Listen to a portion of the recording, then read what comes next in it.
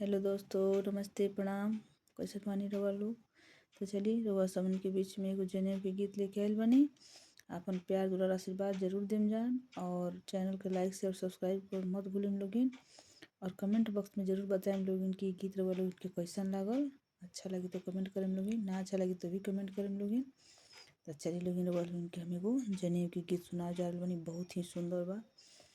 काचही बाँस के बाँसुरिया ए बजावेले कवनी बरुआ हे। काचही बाँस के बाँसुरिया ए बजावेले कवनी बरुआ हे।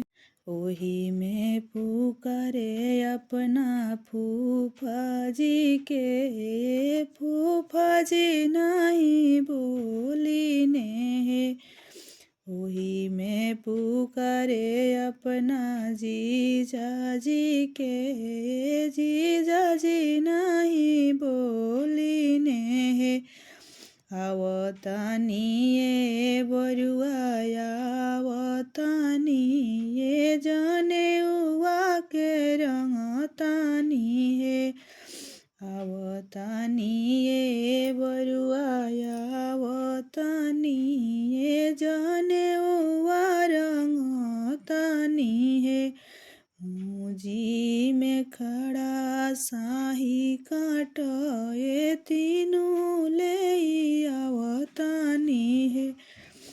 मुजी में खड़ा साही काट ये तीनों ले आवतानी हे। काचही बाँस के बाँसुरिया ए बजावेले कवनी बरुआ हे। काचही बाँस के बाँसुरिया